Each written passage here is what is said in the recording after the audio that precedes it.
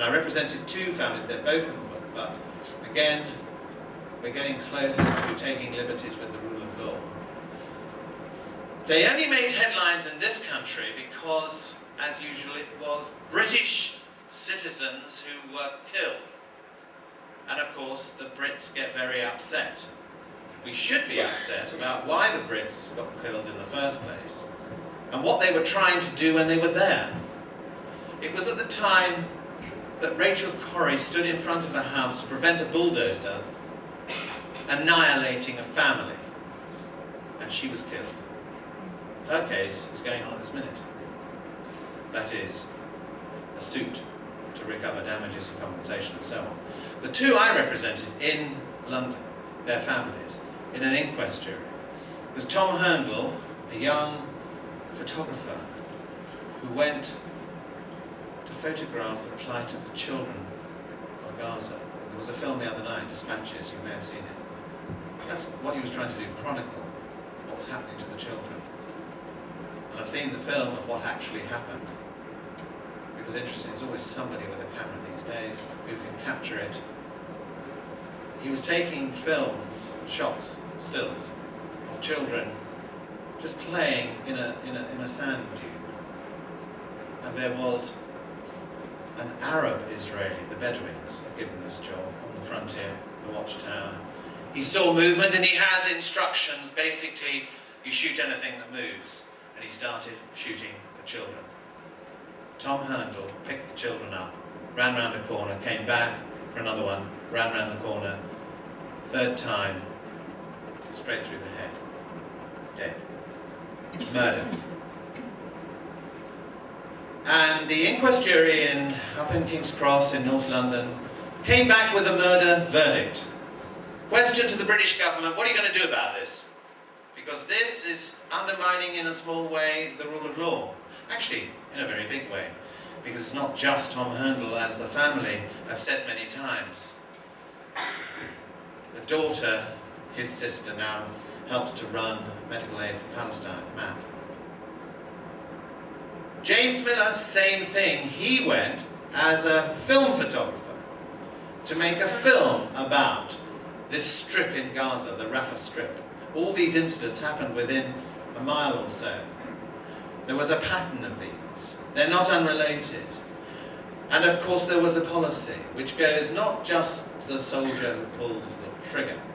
On that one, the photographer, the film crew, stayed behind. It was in the night. They needed to leave this house to go to somewhere else to get a bus to an airport.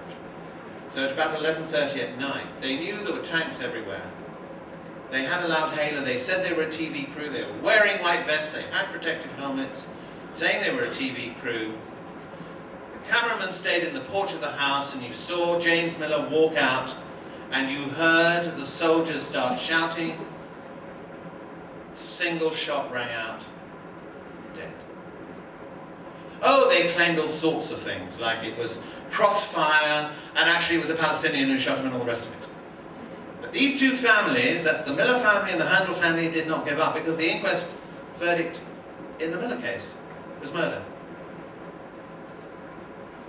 What's the British government going to do about that? Are you going to seek extradition of anybody? Are you going to take any action with the Israeli government? Oh, well, it's difficult, we've got to play it by ear, and it's the usual story, we'll do it diplomatically, which means absolutely nothing. So, I pause for a moment. What's going on at this minute? What is not being said in the press about what's going on at the minute? Israeli forces, make no mistake about it, agents of the Israeli state go to Dubai and shoot dead, just like James Miller, who's not a leader of Hamas, so it doesn't really matter from that point of view. Just like Herndl and Miller, they shoot dead, execution, up to, now it is said, maybe 40 people from different parts of the world. 12 UK passports were cloned when you hand them in. So all the British government is saying about this is, well, we're warning you to be careful not to hand your passport in, when you get to the airport. That's a bit tricky. They certainly will not let you through. Yvette didn't want her stamped by the Israeli forces when we went, and obviously there are question marks hanging over our return.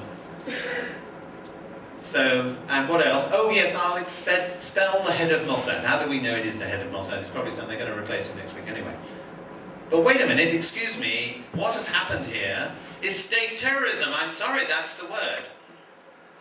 If a British serious organised crime agency investigate this and say, effectively, there's overwhelming inference that it must have been agents of the Israeli state who got the passports together, they're not actually getting the passports together for somebody else to do the murder.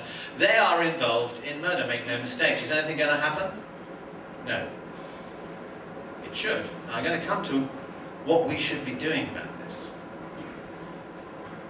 And of course, it's very interesting that these very people who are now saying,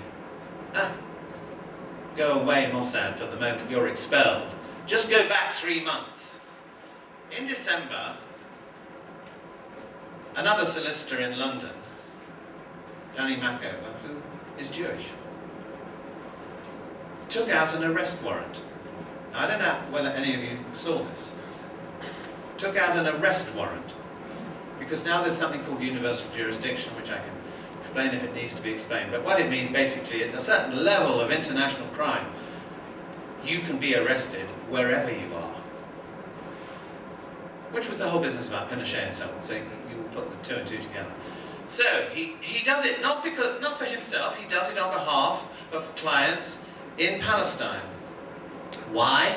Because she has a responsibility as part of the Israeli cabinet for policy, military policy. So it's not just, obviously, the internal minister for security. Foreign secretary is involved as well. What happens? It had happened before. She's tipped off.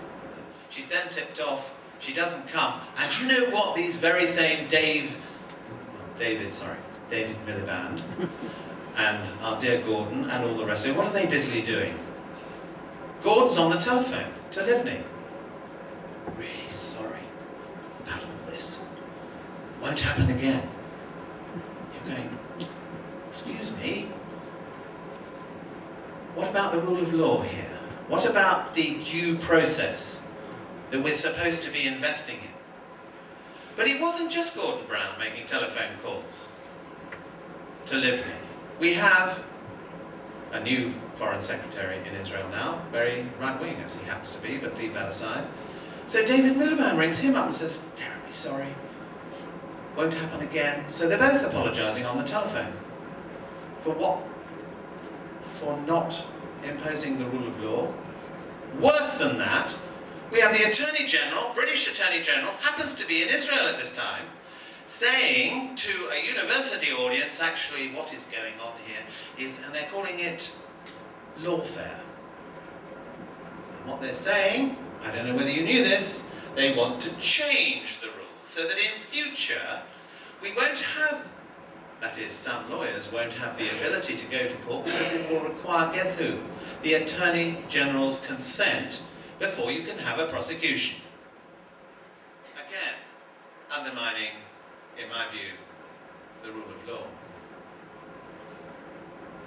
So these are current events that are happening in your name, and the Middle East isn't just about the Middle East. I don't need to tell you all here how it in fact involves the world, because of the ramifications, the domino effect of what is going on there is seen on the battlefields of Afghanistan, Iraq and elsewhere.